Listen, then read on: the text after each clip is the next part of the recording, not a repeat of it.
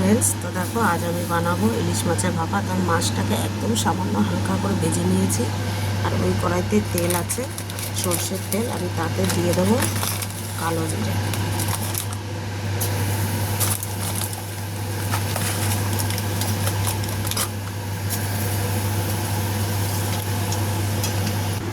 আর দেখো এখানে আমি সর্ষে আর পোস্ত বেটে নিয়েছি।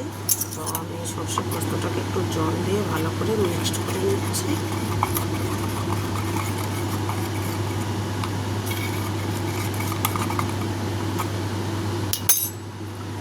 এবার আমি এটাকে দিয়ে দেবো তেলের উপর।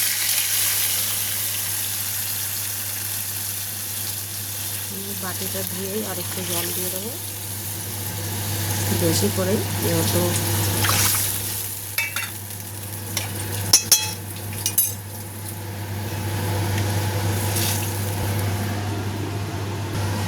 তো দেখো এবার আমি এতে দিয়ে দেবো কিছুটা কাঁচা লঙ্কা।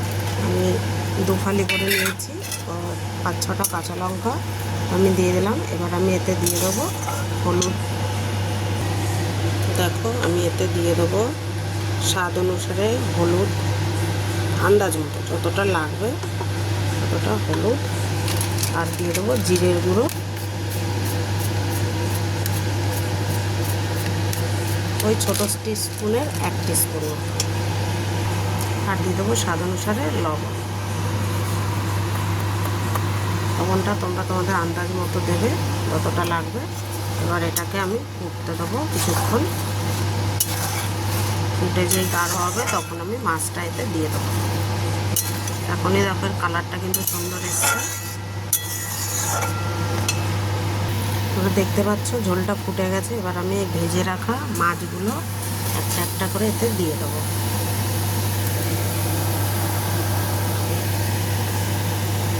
যেহেতু মাছটা আমি হালকা ভেজেছি, তাই জন্য মাছটাকে আমি এতে দিয়ে দেবো, যাতে মাছটা ভালোভাবে সিদ্ধ হয়ে যায়।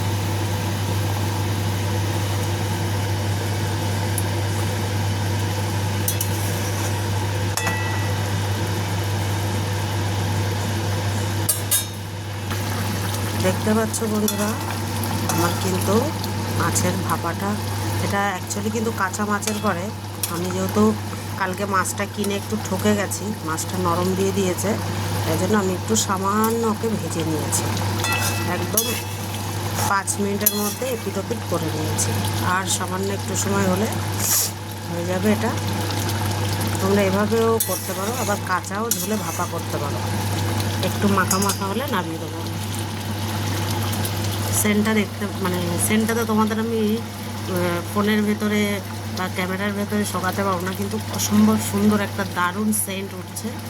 আর কালারটাও তোমরা দেখতে পাচ্ছ অসম্ভব সুন্দর হয়েছে। দেখো বন্ধুরা, আমার কিন্তু মাছ ভাপাটা হয়ে গেছে। আর পুরো সুগন্ধ এর ঘরে করছে এই মাছের গন্ধ। তো আমি এবারে মাছটাকে নামিয়ে দেবো। এবার আর একটা ছোট্ট কাজ হবে, মাছটাকে নামিয়ে দিয়েছি। দেখো এবার আমি এর উপর থেকে একটু সামান্য করে সর্ষের তেল দিয়ে দেবো।